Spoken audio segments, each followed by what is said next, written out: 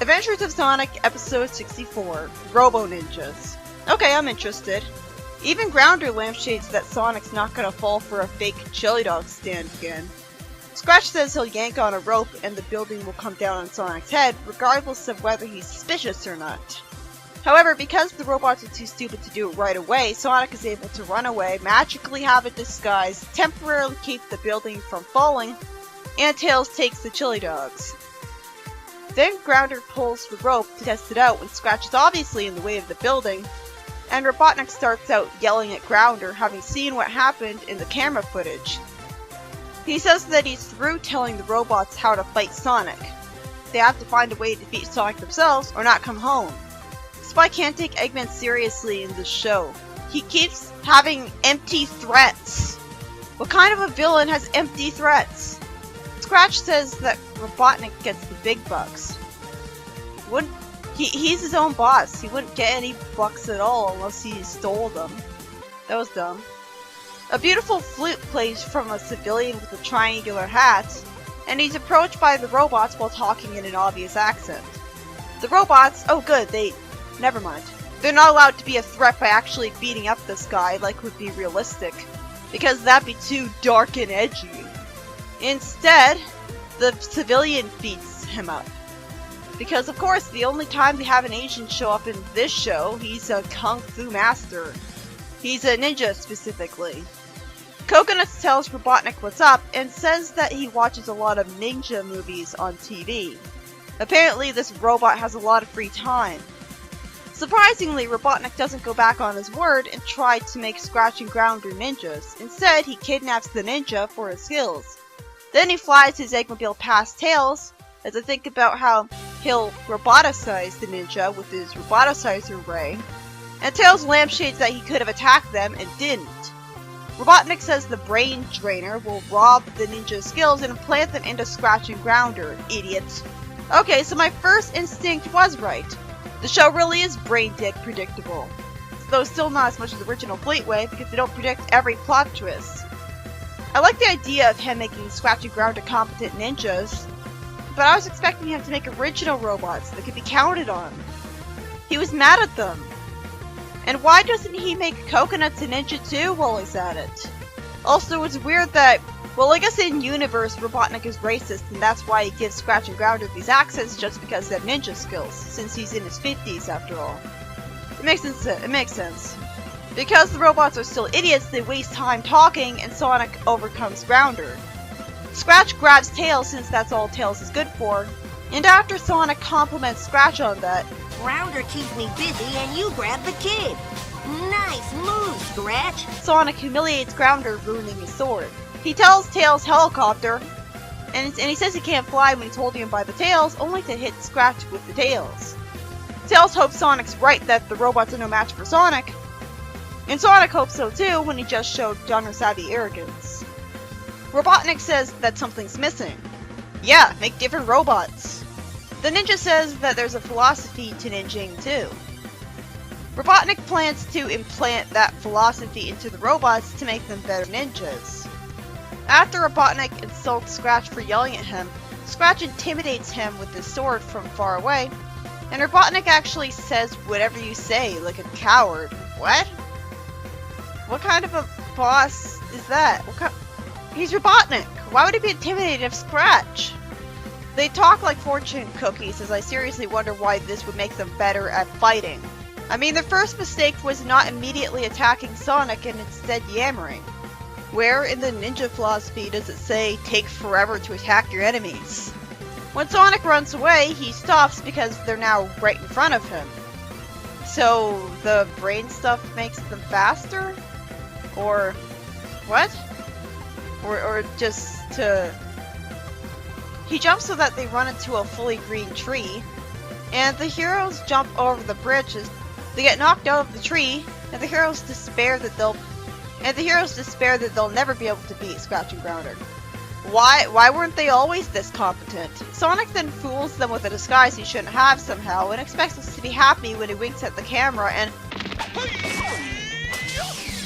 Your tricks no longer work, Peton! My disguise didn't fool you? Ah! Yes! Good! Scratch handcuffs his feet. I guess they were only pretending to be fooled by his bullshit disguise. They should subvert this a lot more often. Sonic insults them, and he insultingly easily robs Grounder of a sword and runs away when he should still be handcuffed, completely invalidating the victory and the brilliant writing of them not being fooled by the disguise. Grounder should have held on to it tighter. He's a robot. Seriously, why doesn't Robotnik increase his chances by making Coconuts a ninja too? At least the ninja is a likable character because he's a surprisingly smart, only sane man who still has the guts to snark at Robotnik. I'd like Scratch and Grounder's silly lines more if they didn't have those accents. The accents make them harder to understand. And why wouldn't the ninja philosophy be imprinted into their brains in the first place, along with the ninja skills? It was just there to pad out the episode. Grounder makes a suggestion that impresses Robotnik, and Sonic mentions Crane, the name of a ninja student's master who has been searching for him. He wants to rescue his master from Robotnik, and Sonic and Tails want to help. The ninja is impressed by Sonic spinning around and stopping in a fighting pose and asks Sonic to show him. Sonic tells them to guard him in case Robotnik calls up reinforcements.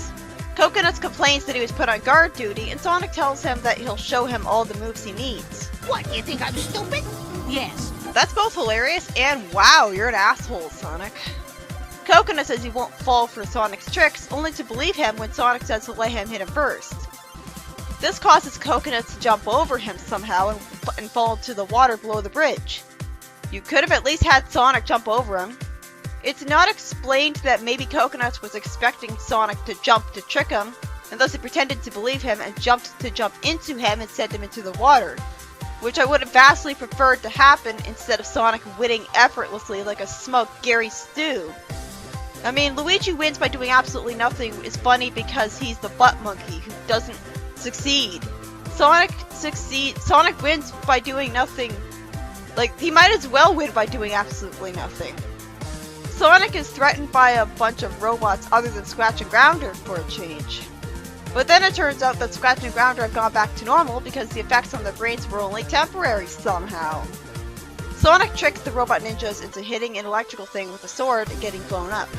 Sonic kicks a robot and Grounder puts a net over Sonic, being highly competent. But brain deadly, Sonic is able to fool him with a fisherman disguise that he shouldn't have because he was trapped in a net and had no way to escape it. Then he escapes the net insultingly easily. Tails shows up, and he spin dashes to magically send sharp objects back at a robot. A ninja guy beats a robot, and Sonic gets a disguise out of nowhere and some hammers to shake the robot to death rather than simply smashing him with them, like would make sense. And Scratch and Grounder applaud Sonic when they shouldn't be programmed to do that. This ending sucks. Sonic's victory was insultingly easy after an entire episode of the villains being competent. This show really does feel like fanfiction written by Sonic himself. Apparently Crane could have escaped at any time, meaning that Robotnik didn't even really have that victory. The whole episode was padding since he should have escaped on his own. He damages Grounder in a blink and you'll miss it moment of easiness, and Eggman ditches the robots in his Eggmobile. The fortress starts falling apart because it's the end of the episode and it blows up, but of course it'll be back next episode because fuck having major victories for the heroes and having a change in the status quo where Robotnik wanders around and goes to make a new base somewhere else. You could have an episode where he stays at a hotel or something. Sonic says there goes the neighborhood when there's no actual other houses on that mountain, and Sonic lampshades why the ninja didn't escape earlier. Instead of him saying that he can magically see the future and knew the fortress would be destroyed if he stayed there, instead he says complete nonsense. An unexpected adventure often comes with soup or salad. And Sonic dresses up like an Asian stereotype and doesn't get beaten up for it by offended ninjas. Right after that, the show tries to give us a positive message for the kids about not walking into the streets, when it should have had a message showing Sonic getting beaten up for being racist. I mean, really? One chili dog on the hedgehog beats 3 on the boat. It's probably because this is a ripoff of Looney Tunes. But Looney Tunes was made a really long time ago. So it was more expected back then. But this is like a 90s show. Also, Sonic spent the remainder of the PSA standing in the street, while lecturing you about standing in the street. It would have been hilarious if a truck hit him at the end of the segment. But no, he's a Mary Sue. Like, there's tons of different times where the show could have had some pretty funny, subversive, dark humor. I liked this episode because it was great seeing Scratch and Grounder be highly competent for a change by being ninjas who could outwit Sonic like they should have done the whole time. And they even just pretend to fall for his disguise. However, all of Sonic's eventual victories are bullshit. He shouldn't have been able to take Grounder's sword away and escape him that easily. He shouldn't have invalidated the fact that they saw through his disguise. And he definitely shouldn't have won in that completely bullshit ending that made me finish the episode seething in anger. It went from the villains being a genuine threat that I was rooting for Sonic to overcome, to Sonic effortlessly winning. The way it beats Coconuts only proved that. How was Sonic supposed to know for sure that the Coconuts would just jump over him into the water? Technically, Sonic was being an idiot, but he got rewarded for that. Coconuts never explains why he jumped over him.